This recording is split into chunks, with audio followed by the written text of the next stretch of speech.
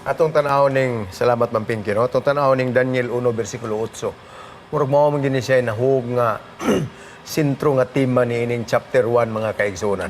Nag-ingon din but Daniel purposed in his heart that he would not defile himself with a portion of the king's delicacies, nor with the wine which he drank. Therefore he requested of the chief of the eunuchs that he might not defile himself. Kaning first nga statement mga kaigsunan nga nag-ingon, Daniel purposed in his heart. Mura ba og pareha sa ato ang uso kayo trending karong bulana mga kaigsunan sa Enero, resolution. Pag ingon ganin mo nga sa King James ang giingon ni Daniel resolved in his heart. So mao ni siya ang resolution mga kaigsunan. Pag ingon ganing resolution, buti pasabot mao na kay katuyuan, dili na siya mausab, di na gina siya masibog, di na gina siya nimo mabangilan bisag unsaon kay mao na gyud nay nasilsil sa iyang kasing-kasing mga kaigsunan. Now, specifically thinking, kita ra manggung nagtan-aw dinhi nga kadtong mga pagkauna hugaw.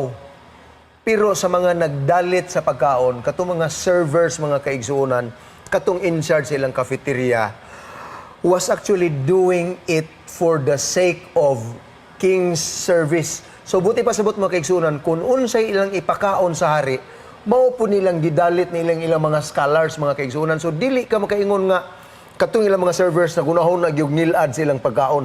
Wa gyud sila'y kalibutan nga para ni Daniel ug siya mga higala, something was wrong with the food service. Para sa mga nag-serve mga kaigsunan, wow, very good. Mauna nga, makita ni mo din nga si Daniel was very frank and at the same time, medyo pilahiluna gyud niya ang iyang pangayog pabor mga igsuon nga serbihan lang siya glain aron dili mainsulto ang palasyo mga kaigsunan sa ilang pagbalibad. Because so far, that was the best. Ug dinhi, atong tukion ni mga igsuon ug unsa gyud naa sa nature silang pagkaon. Isgutam na to ni nga gi-offer silang idols, nya naay mga dulumtanan dinhi nga dili haom sa mga pagkaon nila ni Daniel ug sa iyang mga higala mga kaigsunan. Now tan-aw na to ang mga implications ni Doc Ray. Kung atong tanaw no, ang pagkaon nga gidalit ngadto kanila nga mo'y pagkaon sa hari dili baya basta-basta.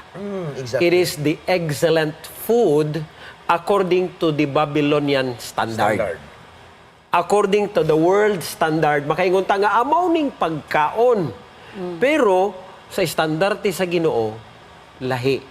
So makita nato nga kining mga batan-una gikan pa sa ilahang kaugalingon mga puloy-anan, they were taught of the standard sa pagkaon nga gihatag sa Dios alang sa iyahang mga katawhan. Gani si Mrs. White nagingon. Gusto na ko ni basahon. There are many among professed Christians today who would decide that Daniel was too particular and would pronounce him narrow and bigoted. They considered the matter of eating and drinking of too little consequence to require such a decided stand, one involving the probable sacrifice of every earthly advantage. Ingon sila nga, grabe po na ka-stricto nila anak. Okay? Mingon siya din, but those who reason thus will find in the day of judgment that they turned from God's express requirement and set up their own opinion as a standard of right and wrong in matters of diet. They will find that what seemed to them unimportant was not so regarded of God. So, katong gitawag nato karon mga kaigsunan, dili kayo na mahinungdanon alang sa ato ang kaluwasan. Apan si Mrs. White nagingon, it was not so regarded of God. His requirement should be sacredly obeyed. Abi ninyo mga kaigsunan, kung wala ni Barob, si Daniel o ang iyahang mga kaigalaan, sa matter sa pagkaon, ako nagtuo, nga pag-abot sa final examination sa hari, di gyud sila kapasar. Sa mao, nga pagsusi o pag-evaluate sa hari, ngadto kanila. Obvious man na, Pastor, kay naibalo man sila nga kung mukaon sila itong pagkaon sa hari, sikli sila. So ma-imbalance ang ilang paghunahuna nga maayo sa pag ila unsay maayog dili. So Oo. they were really displeasing God in that respect. So however, ang king's table sa preparation sa pagkaon, we cannot blame also those people in charge sa preparation sa pagkaon sa hari because it was their orientation. They don't know the word of God. They don't know what are the unclean foods. So, sa ilang pagtuo, the best na siya, para rin sa ato din sa modern setting, they believe that official food that is lying on the table with the apple on the mouth is the best food. So, on that regard, they need to be told unsa gyud ang kahimtang sa pagkaon nga makaayo sa lawas. Kay bisan gani ang doktor karon maingon nga likayining mauni mo na. Kay mo na contributing factor sa inyong mga balatian.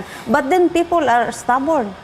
So Muna nga. we need to respect them kay mo may ilang pagtuo. Mo na nga ako, nagtanaw ko ba nga, nag-imagine ko sa reaction sa chief sa maong kusina sa hari. Dili ba ya basta-basta ana? Kay before sila nahimo ana nga posisyon, they pass through training.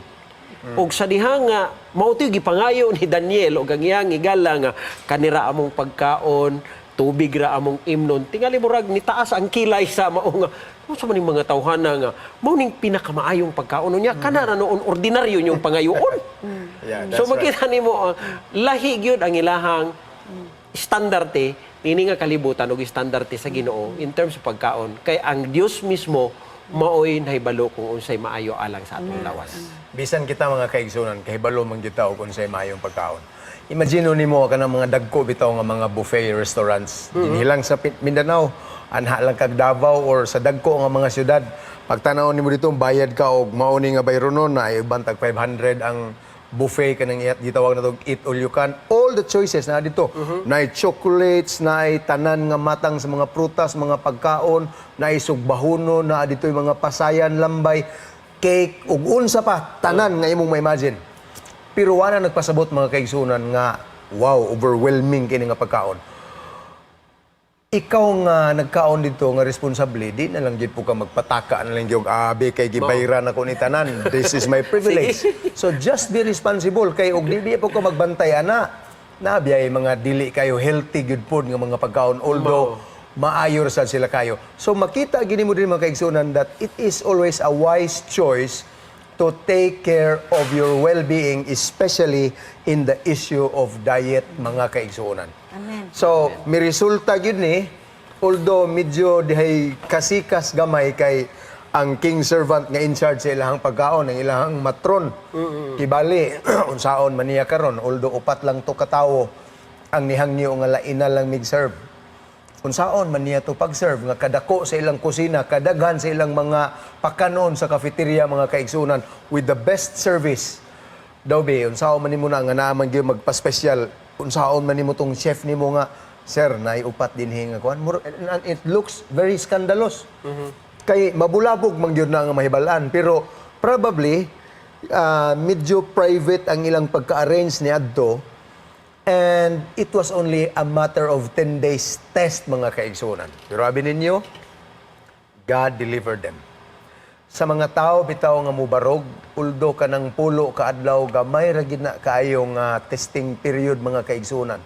Ikaw nga nagkaon didto, probably makuyuan po ka og unsa bigighaan ni basig mamayakpak ning amo ang mga gusok aning kaonan ni tubig lang, pulse and vegetables and maurang ning gigi simple nga diet mga kaigsunan whereas katong uban nito hab-hab na gyud. Pero in a matter of only 10 days they were found out to be looking more healthy, glowing and alive mga kaigsunan compared to the rest. Handsome na to mention. Na ko isa Okay, ka kwan Doc Ray. dito ba kanang dili lang sa preparation kay karaalang kaning chef ang pag-prepare sa para sa upat sayon ra na. Pero ang consequence kung unsay may tabo ni ining upat. Kay responsibilidad ba ya aning cook ngadto sa hari kaning mga trainee, kaning mga estudyante nila nga magmasakit gani ni ako gi basulon nganong wa na ko ni sila gipakaon og ingani. But I would like to point out mga kaigsuonan nga girespetahan sa Ginoo ang pagtuo ni Daniel. Kay scientifically, kung atong tanawon, 10 days is very short. Gani, to change our taste bud, it takes about 3 weeks, 21 days. So 10 days is very short. But because God is in control, He was able to turn that 10 days into a blessing alang sa iyahang mga katawhan. So makita nato kung unsa nga kagahom sa Ginoo sa pag-atiman sa sitwasyon kung ato lang gyud ihatag ang kinatibuk-an natong pagtalig ug pagtuo ngadto kaniya. Exactly.